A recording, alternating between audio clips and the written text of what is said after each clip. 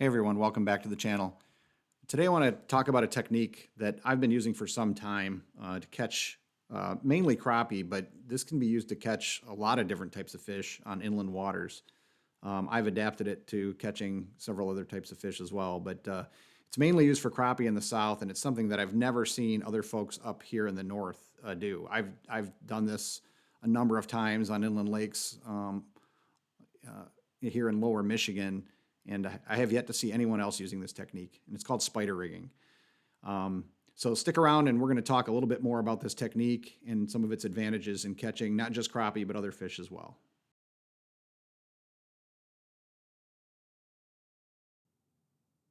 So what is spider rigging? Well, spider rigging is effectively just slow trolling baits that are suspended underneath the rod tip. And for crappie, traditionally, it's done by using fairly long poles, crappie jig poles, that range from 12 foot on up. They're getting to the point nowadays in the South, at least, where these guys will use them up to 20 feet or more, which is crazy. It sounds crazy. You'll see in this video that landing one on a 14-foot rod is not easy just because the rod is so limber. But effectively, you're just slow trolling it, and the length of the rod is critical in that it gets the bait away from the boat, and especially here in the north, we have a lot of clear lakes up here, and so getting that bait away from your boat is critical. And certainly long lining works. Guys use long lining up here to catch these crappie, when they're out in open water. But the nice thing about the slow trolling is, a lot of these lakes in the north get busy in the summertime, and this allows your presentation to stay compact and manageable with all that boat traffic. But effectively, that's what you're doing, is just slow trolling a bait suspended directly underneath the rod tip.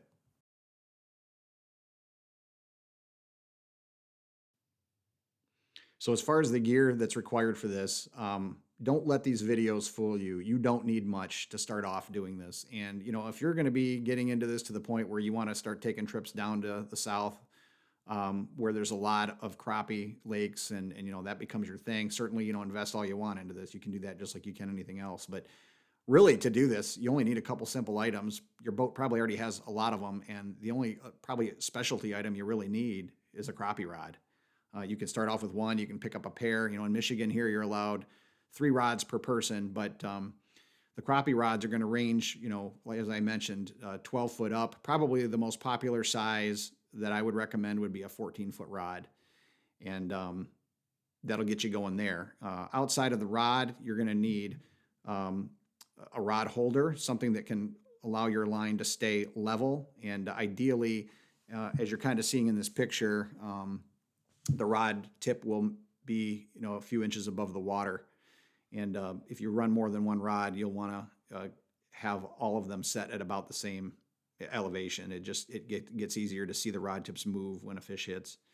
And then, your standard equipment that you're probably already going to have, but again, are not, it's not dire that you do it this way as you're seeing here at the bow of the boat. But, a trolling motor is pretty important because it allows you to move very quietly through the water, and that's actually one of the big advantages of this type of fishing, is how quiet you approach the fish, and it allows your boat to get up on them where, running a main engine and trolling that way, you're making all kinds of racket, and in shallow water lakes where these fish tend to reside, you're scaring them away.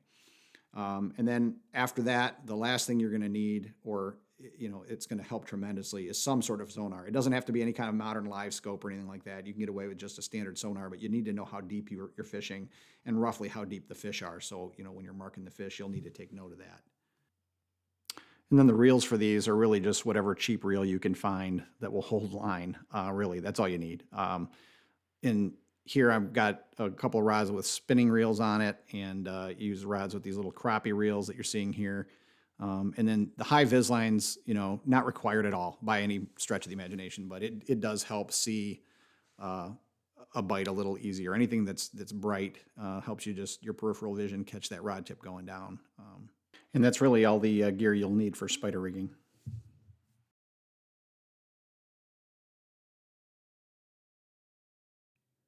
So as far as the rig goes, it's pretty simple. It just consists of an egg weight that's slipped onto the main line, tied to a barrel swivel. And then next we have a length of leader line, which I typically like to use fluorocarbon, 4 to 6 pound test for crappie, and then finally the jig. And there's a lot of variations on this rig. Some guys will attach a second bait off of the barrel swivel, sort of a short leader line, usually a little stiffer line so that it doesn't, fall down and tangle into the other. And a lot of times it's a lighter, much lighter bait. So whereas the bottom bait is a jig, the top bait might just be a hook with a live minnow on it or something like that. But this is the basic rig.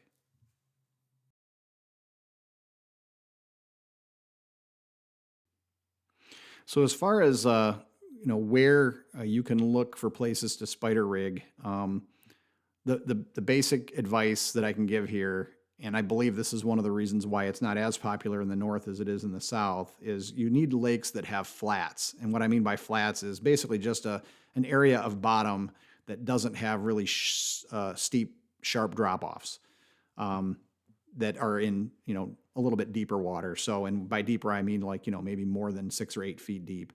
And there are times where you'll find crappie there as well. But I've taken a screenshot here from a lake in my area that has pretty good crappie fishing and where I spider rig. And you can kind of see, the white section of the lake graph. The bottom just kind of goes up and down, but it doesn't change drastically like it does near the shore. It kind of drops off at the shore, but then it kind of very gradually falls into some little holes and depressions around, but it's very gradual. And so when I say flats, that's what I mean. An area where you control for a period of time and not have to continuously adjust the depth of your bait. Now, an example of a lake that you wouldn't want to try to spider rig is like this one here. This lake has nothing but changing depth in the lake. So it's very difficult to set lines at a certain depth without having to continuously make adjustments. And, you're running into weeds all the time, or you're, 2 minutes into trolling, you're in, 80 feet of water or something like this. The areas that hold crappie on this lake, and I have fished this lake quite a bit, but I don't spider rig here, tend to be on these sharp drop-offs where there's weeds that are relatively tall, and the fish sort of use that as their structure on the lake. So this is a great example of where you wouldn't want to spider rig, but any impoundment, crappie are great fish on impoundments, and it's one of the reasons why in the South, there's so much crappie fishing, because the only lakes they have in the South are impoundments. There are very, very few natural lakes in the South. Most of the lakes they have down there, in fact, I think the state of Tennessee has one natural lake in the entire state, and everything else are either man-made ponds or impoundments. But the impoundments provide crappie with vertical structure in the dead trees and stumps that fill the lake. But just the nature of how these impoundments are made, many of them have big, large, flat, open water areas that are very conducive to this type of fishing.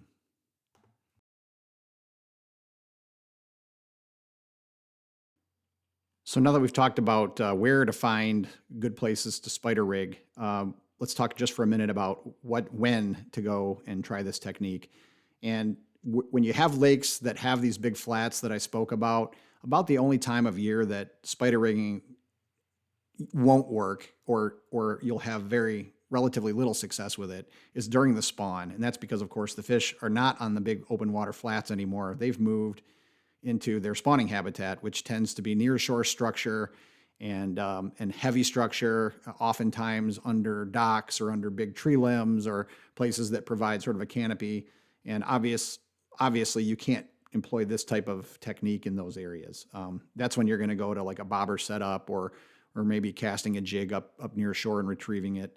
But any other time of the year on these types of waters that have these big open water flats that have submerged structure like stumps or big weed beds that are sort of submerged down under the water somewhere, if you can find a flat area where the crappie are, this technique generally works. I've used it on lakes that have big flats with weed beds, and you just keep your bait up above just the tips of the weeds, and if there's crappie in there, they'll find it.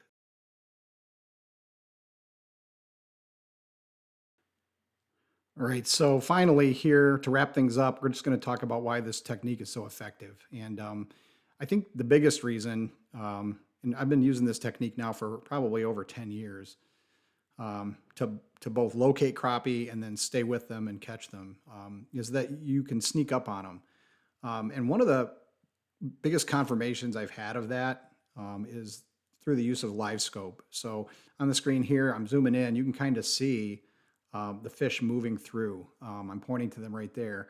And those fish are hugging the bottom. 9, 10 foot of water, they're hugging the bottom, but you'll watch just in a second, you'll see one of them come up and hit my bait. And, they're almost right under the boat. Not quite, but they're almost there. And here he comes, and he'll grab onto it. There goes the rod, and then, fish on. But I've seen when the fish are, particularly if you're in really, really clear water, and the fish are not as far down, I've seen those fish scatter before they get to the line. So I think stealth is key. I think it's one of the reasons why a lot of us fish these clear northern lakes, and sometimes we struggle. I think live scope is confirming, at least for me, that over the years, there were a lot of fish that were there, but they were just outside your reach. If you're fishing around the boat, the fish, they in that clear water, they can see the boat or they can hear it, if you're using a main engine to troll or making noise, and they're easily spooked. This particular lake I'm fishing here, it has a stain to it that helps. It's not nearly as clear.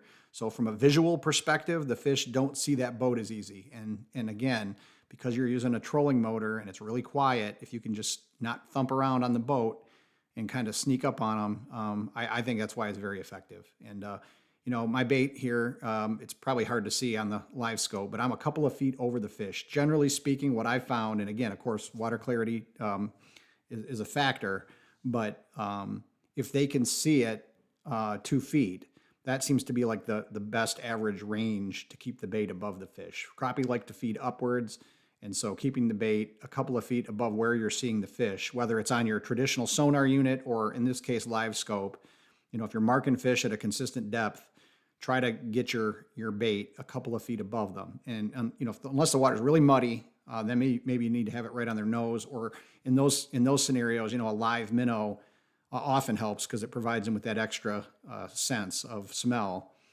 to detect your bait. But from a visual perspective, 2 feet seems to be about where you want to keep that bait.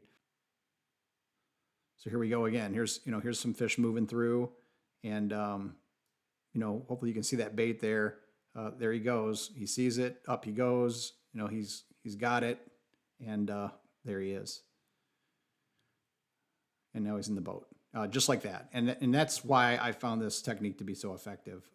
Even without the live scope, you can mark those fish on your traditional sonar, and as long as you have a way of, staying on those fish, whether it's a school of them or maybe they're just scattered around, but if you can just stay in the area where the fish are, whether it's, marking a waypoint and then just keep your trolling motor centered around that area, and then staying, as I mentioned, a couple of feet above the fish, you're going to put a lot of fish in the boat and in very short order. So, and before we go, I'm just going to show you guys a quick sneak preview of a future video I'm going to do, but I kind of stumbled upon this, but crappie aren't the only thing that you can catch doing this. And you'll see here, I actually haul in a small walleye, and I don't want to give it away, but this was not the only walleye I caught this day, and doing this on this inland lake. And if you've struggled to find walleye that are on some of these inland lakes, this very well could be a technique you can employ to help find those fish, because again, you can explore a lot of the lake this way, and you have a lot of control over the depth of your presentation, and it's just a good way of exploring and putting baits that fish like walleye like in all different parts of the water column all over the lake, and kind of zeroing in on where those fish are. So that's going to do it for today. So I hope this video was helpful to you.